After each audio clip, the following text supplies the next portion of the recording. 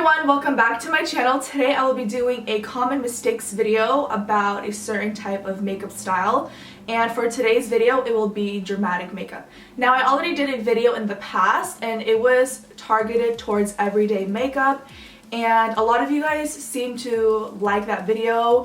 Many people were also offended and they always kept saying that side was better, that side was better, I see no difference. If you are the type of person that gets offended easily, I just want to let you guys know this video is not to offend anyone or to insult anyone.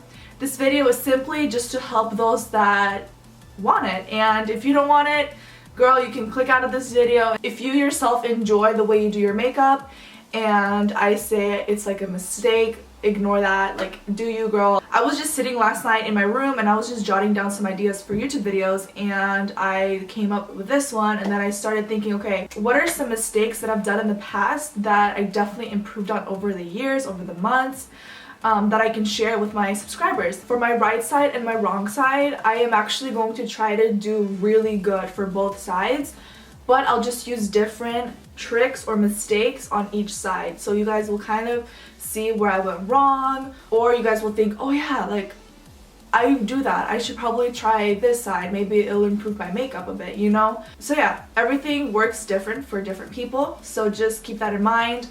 I'm not telling you the right side is the only way to do it. Clearly I'm still learning myself. So grab yourself a cup of coffee, grab yourself some tea, and just sit back and enjoy this video. I love you guys. Thank you so much for watching, and I'll see you in my next video.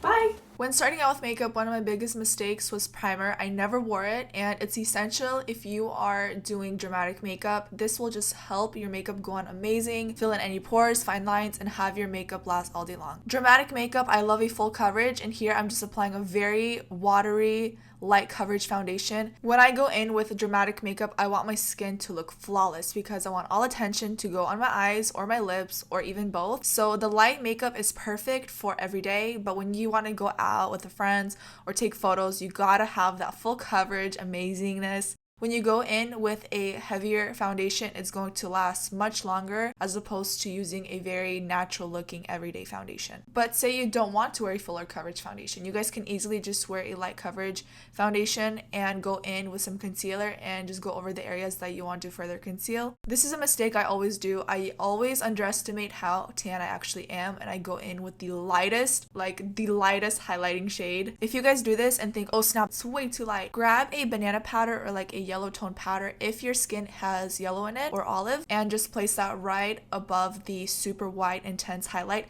and that will neutralize it and tone it down a lot more. But on the right side, I would use a shade 1 to 2 shades lighter that has really good coverage and a beautiful yellow undertone beigey finish, so it complements my skin a lot more. Oh Tanya, you can't really see a difference like this, but you will be able to tell a difference if you are taking flash photography or taking photos at a club or anything like that. You guys will really tell the difference. You'll just have that super bright under eye that isn't always flattering unless it's done right or correctly.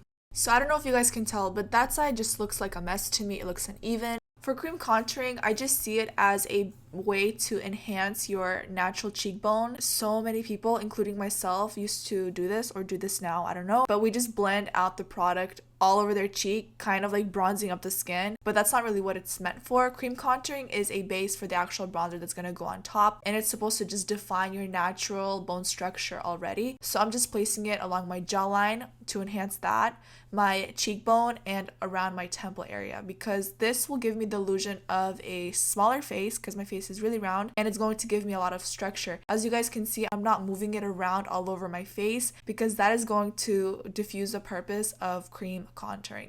Now we're going to be setting the face. For the right side, I'm going to use a very thinly milled powder just underneath the eyes and around my nose because that is where people have pores or get really oily. So a thin powder really helps with controlling those oils throughout the night. And then I'm going in with a face powder and setting the rest of my face because the face powder will be my skin tone and it won't have that white cast. For the wrong side, I'm going in with the RCMA, and it'll just give you a white film all over your face and not really do much. I am guilty of this super warm contour. I still do this sometimes if I'm not careful, but this is definitely not the way you want to do it. But I know a lot of us do this. It's just a straight line. I'm just even blending it out a little bit just to make it a bit more realistic.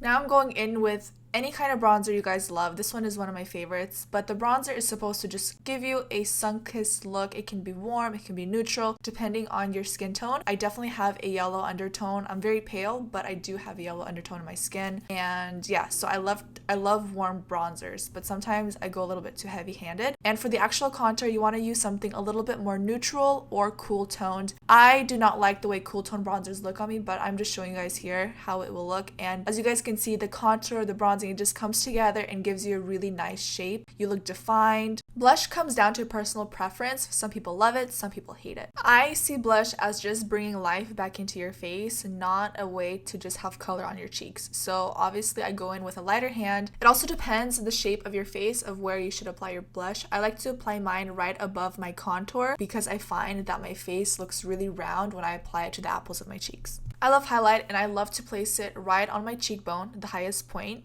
a little bit above my brow, the bridge of my nose, and the side of my chin because I do have dry skin and it gives me that glow. It just highlights all the right places on your face. Now for the wrong side, I am bringing it all the way down to the apples of my cheeks where it clashes with the bronzer and the blush and it just looks really messy. Brows are extremely important. Here I am filling in a nice shape, but the brow is just way too big for my eye shape. As you guys know, brows frame your eyes and bronzer and contour frame the face. So for this brow, we are extending it and making it really big and long. Something that's what she said. For the correct brow, I am still keeping my brow shape. I am just defining it, extending it, and making it a bit more dramatic. And I'm also going to clean up right underneath my eyebrow just to give me that lifted brow look. And you want to set them. That is so important.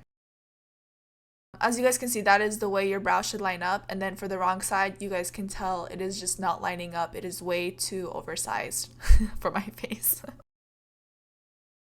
This next one isn't really a mistake. It really just comes down to personal preference. One side is applying a little bit of primer and the other side is applying a whole bunch of primer. It really doesn't make a difference. I just added it just because if you use like soft ochre paint pot, that will crease so much if you use too much of that product. But this is the Benefit Stay Don't Stray and it just blended out really nicely. I'm just going to be using a variety of neutrals today, and for the wrong side we're starting out with a shimmery gold eyeshadow, placing that onto the lid, into the crease. Normally I wouldn't start out like this. I would always do some sort of transition shade first or put down a base. And for the right side, we're going to be laying down a base. This is the NYX Jumbo Eye Pencil in dark brown. A base helps out a lot with the intensity of the eyeshadow. It will also help the eyeshadow be vibrant throughout the entire day and night. So I'm just laying down a base and applying a couple transition shades because we are going to go smoky today. Transition and bases are very important if you guys are going for that smoky eye look, because they will help prevent the eyeshadows from creasing, from fading, and they will just intensify the eyeshadows that much more. For the wrong side, we're just going in with straight up black eyeshadow, and I am taking the black very high up to my brow bone and rounding it out. It just does not match my eye shape at all. It does match some people's eye shape, but not mine. I prefer my black smoky eyes to be extended and have it fade towards the end of my brow because I find that it just flows so nicely together. So I am just extending the black and adding a lot of transition shades to blend it out and make sure everything is nice and smooth. And here I just use like 3 eyeshadows and a white eyeshadow to highlight with. One of my biggest mistakes I would do is I would never add a black in my waterline and tightline. I would just kind of put it below my waterline. And this just really left an awkward gap between my eye and my makeup did not feel completed. Lashes, you gotta trim them, but you guys, I'm telling you, if you guys don't want your eyes to look droopy, please trim your eyelashes. So one of the eyes I obviously didn't trim, and then the other ones I trimmed to my exact eye shape. Now for the right side, I am lip lining my lips. This is really optional. The lip liner will help the lipstick not bleed. And we are just going to set the makeup, and this is the finished product. As you guys can tell, it is not a huge drastic difference. I'm not going to do the wrong side, completely unrealistic. These are mistakes I've done in the past. Hopefully you guys can learn from them. I love this side a lot more. It's my style. I think that it enhances my features without looking too much. And then this one just looks like I am wearing a lot of makeup. Even though we put on about the same amount, this one just looks a bit messier and this one just looks a little bit more put together. Please give this video a thumbs up if you guys learned something new today. I love you guys, and I'll see you in my next video. Bye!